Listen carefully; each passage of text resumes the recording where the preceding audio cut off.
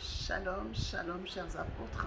Bienvenue à cette nouvelle école des apôtres après un temps d'arrêt parce que nous avions un programme de 21 jours qui concernait le Saint-Esprit pour chacun et pour tous. Ce programme qui a été initié par le Seigneur et qui se passait en fait sur Zoom. Et pendant 21 jours, les personnes qui ont participé ont vu des choses qui ne leur seront jamais enlevées. Parce que c'était assez personnel, c'était assez intime avec le Dieu trois fois saint.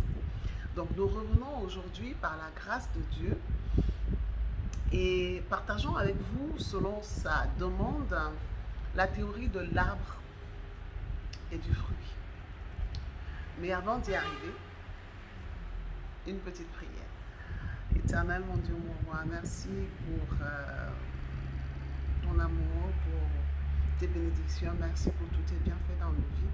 Merci Seigneur pour ta miséricorde et ta bonté. Merci de nous avoir permis d'être ici maintenant afin que nous puissions mieux te connaître. Nous déposons à tes pieds nos fardeaux, nos peurs, nos connaissances, notre ignorance même aussi, afin que toi seul Seigneur, par le Saint-Esprit, nous renouvelle, nous change, afin que nous soyons des instruments entre tes mains pour la gloire de ton Saint. Amen. Alors, chers apôtres, la théorie de l'arbre et du fruit. Pourquoi? Parce que pendant les 21 jours d'absence, il y a eu beaucoup de choses qui se sont passées dans le corps de Christ. En l'occurrence, le pape, avec ses décisions et l'offuscation des chrétiens. Ils sont indignés, ils ne comprennent pas ce qui arrive et ils ne savent plus, comme on dit, à quel sens s'ouvrir. Pourquoi on en arrive là? Parce que nous les chrétiens, nous n'assumons pas en fait notre responsabilité. Jésus-Christ en partant nous a envoyé notre caution, notre garant, le Saint-Esprit. Et que faisons-nous?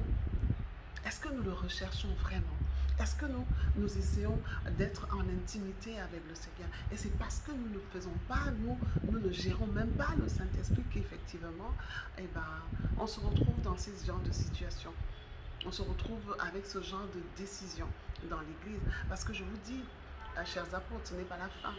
Bientôt, vous allez voir des prêtres, des évêques, des archevêques, des prophètes, des pasteurs, des apôtres qui seront âges et qui vont être dans l'Église.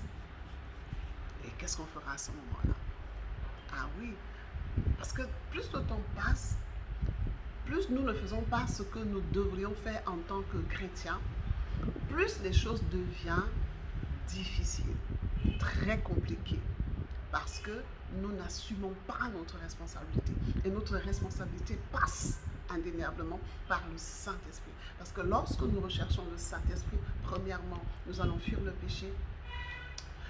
Les forteresses qui ont été bâties depuis des siècles, transportées par la mémoire, vont tomber et indéniablement l'héritage générationnel.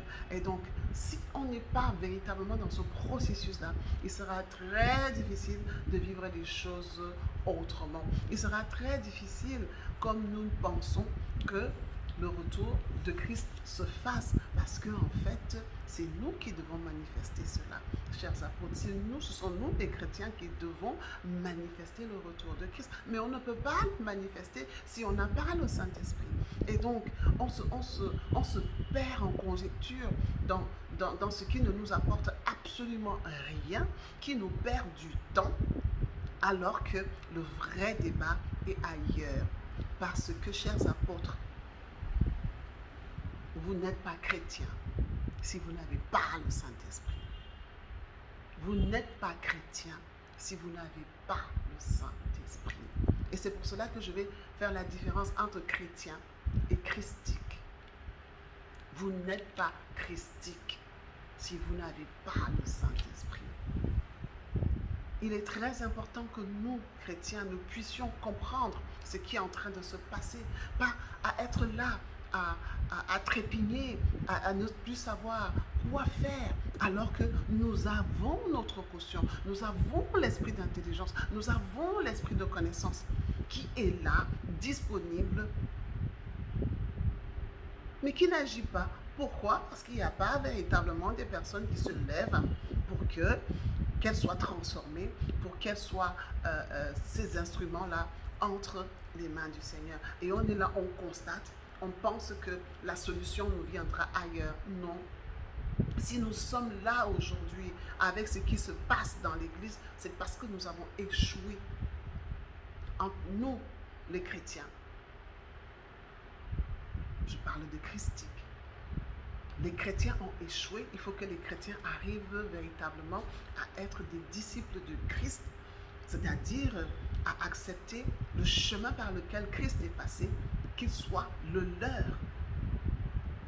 Le disciple ne sera pas mieux traité que le maître. Nous avons besoin de mourir. Nous avons besoin de donner la place au Saint-Esprit. Nous avons besoin de donner la place à Dieu, afin que véritablement nous puissions changer d'abord l'Église. Parce que le jugement commence dans l'Église. Et qui va la mener? Qui va la porter? Ce sont les chrétiens. Donc arrêtons les faux débats. Notre problème, le problème de l'Église, c'est le Saint-Esprit. Chacun prêche pour sa chapelle. Chacun prêche pour sa chapelle. Qui prêche pour votre chapelle? Qui prêche pour votre chapelle? Parce que rassurez-vous, demain, ce jour-là, devant le juge éternel, il ne vous demandera pas ce que votre prophète a dit, ou ce que le pape a dit, ou ce que le pape a demandé, ou l'apôtre. Qu'est-ce que vous avez accompli par rapport à ma mission que je vous ai confiée? Qu'est-ce que vous avez fait? C'est cela la véritable question. Qu'est-ce que vous avez accompli? Il n'y aura pas d'échappatoire. Il n'y aura pas d'excuses. Parce qu'on a absolument tout. Mais le problème, c'est quoi? Nous devons faire notre part. Nous devons faire notre part. On est toujours là en train de se victimiser. On est toujours là en train de penser que oui, c'est parce qu'on va rester à genoux en priant que les choses vont changer. Arrêtons de prier. Agissons dans la parole de Dieu. Agissons dans la parole de Dieu. La prière actée, la prière par action. Elle change, elle transforme. Mais la prière parlée, non. Elle ne peut pas changer, elle ne peut pas impacter si elle n'est pas portée par l'Esprit. On veut s'attacher à un arbre, on veut continuer à s'attacher à un arbre qui est dessouché depuis et qui est mort. Et on veut quel résultat? On veut quel résultat? Chacun est une église. Chacun est un temple qui doit d'abord être bâti. Et il ne peut être bâti que par le Saint-Esprit. L'Esprit de vérité qui apprend toutes choses. Si nous ne bâtissons pas nos églises, si chacun ne bâtit pas son église, on va toujours constater, on va pleurer. Vous pensez que c'est ce qui fera descendre Dieu sur terre? C'est cela qui fera revenir Christ sur terre, parce que vous allez pleurer, parce que vous allez dire ce que vous pensez. Mais si vous ne faites pas ce que Dieu a demandé par Jésus-Christ, ne nous le rends pas. Ne nous le rends pas.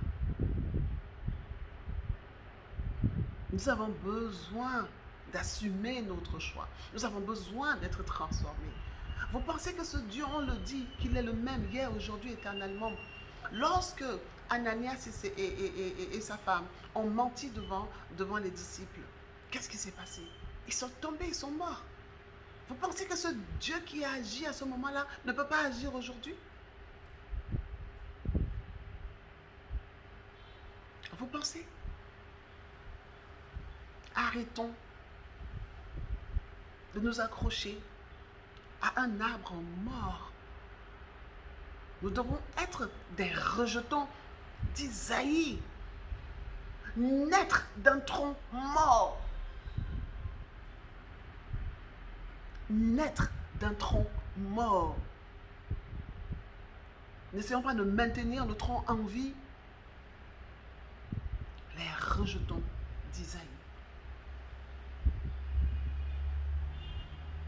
Arrêtons de penser que la solution nous viendra de quelqu'un d'autre, nous viendra d'ailleurs. C'est nous-mêmes qui apporterons la solution à nos problèmes. Oui. Personne d'autre. Le retour de Christ ne se fera pas tant que les chrétiens ne seront pas à même de porter Christ sur terre.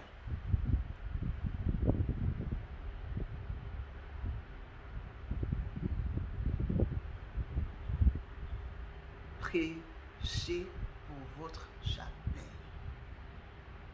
Je vous le répète encore.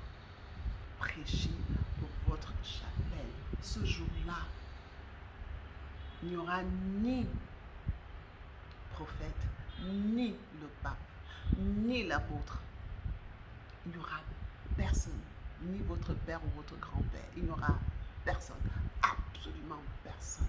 Vous serez seul face au juge éternel. Et c'est cela, votre responsabilité. On reconnaît l'arbre par ses fruits. Vous voyez que l'arbre est comment? Et les fruits, vous voyez que c'est comment?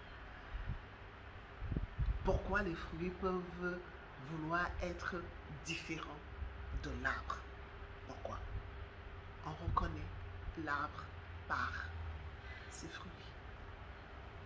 Nous sommes exactement ce que l'Église est. Si nous voulons être des fruits différents, nous devons renaître. Nous devons naître d'un tronc mort. Parce qu'à ce moment-là, ce n'est plus le tronc qui nourrit, c'est le Saint-Esprit qui nous engendre, qui nous modèle, qui nous forme comme l'argile devant le potier. Arrêtons ces simagrées, arrêtons de nous plaindre, arrêtons de constater. Oui, nous pouvons faire quelque chose, nous devons faire quelque chose. Et elle consiste à quoi? À mourir. À mourir de nos attentes, à mourir de ce siècle-ci, afin que le siècle à venir vive. Nous devons ramener sur terre le royaume de Dieu. Comment ce sera possible? Comment?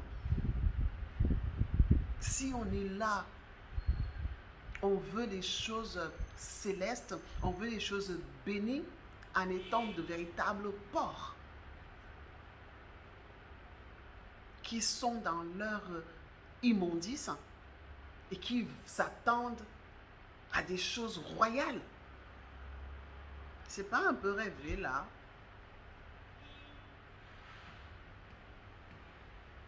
Chers apôtres, on voit tous les signes extérieurs de l'Apocalypse. On voit tous les signes extérieurs de l'Apocalypse. Tout. Il n'y a rien qui manque. Absolument rien ne manque dans les signes extérieurs. Mais ce qui est important, ce qui est crucial, ce qui fera que le changement se fasse n'est pas, en fait, les signes invisibles, les signes intérieurs, les signes divin.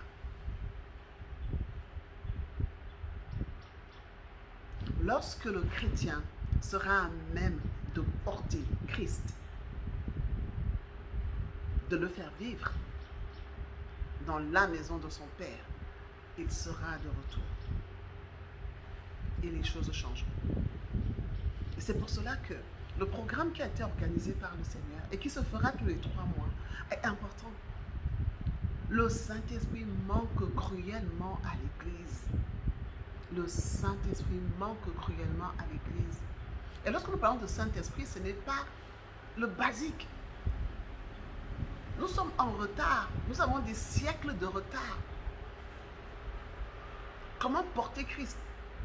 Comment porter le « ainsi parle l'Éternel » ? Comment?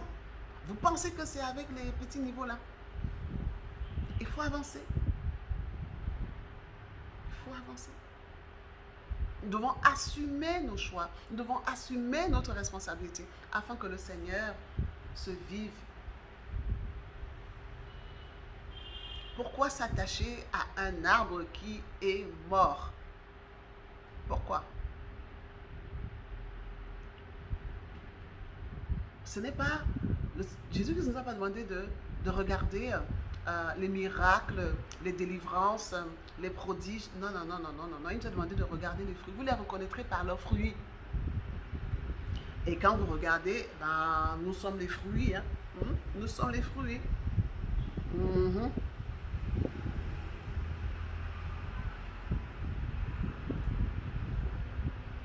sommes les fruits. Vous êtes les fruits.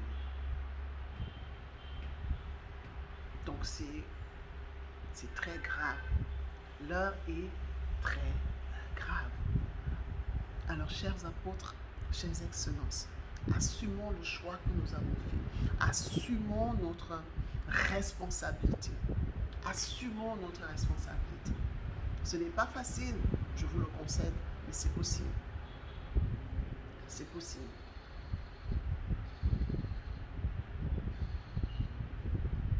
Tout est possible à quiconque croit. Je crois que c'est possible. Dans la grâce que chacun porte. Alors arrêtons de nous accrocher à des arbres morts. Parce que nous-mêmes aussi, si nous continuons, nous allons mourir. On doit s'éloigner de ces arbres. On doit s'éloigner de ces arbres morts. Parce que cette théorie de l'arbre et du fruit est vérité. Et elle est même absolue. Nous, en tant que chrétiens, en tant que christiques, devons avoir le Saint-Esprit. Le chrétien, c'est un terme devenu tellement commun qu'on ne fait plus le distinguo. Il n'y a plus de différence. Soyons christiques.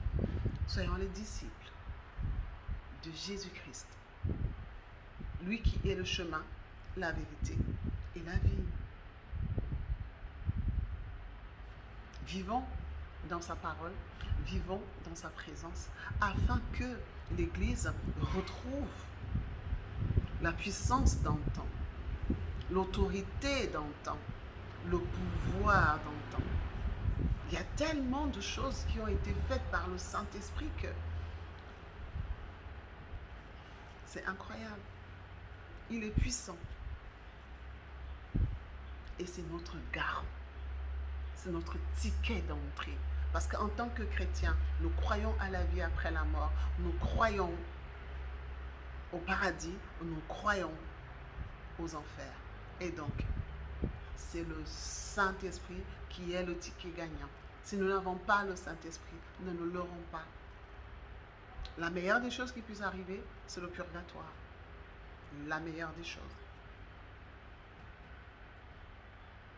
Recherchons le Saint-Esprit afin que Jésus-Christ vive, qu'il revienne dans son Église. je suis à votre main. Selon Dieu et non les hommes, mis à part pour restaurer l'adoration par la connaissance et le Saint-Esprit, et exerçant dans le gouvernement de Dieu. Votre humble serviteur.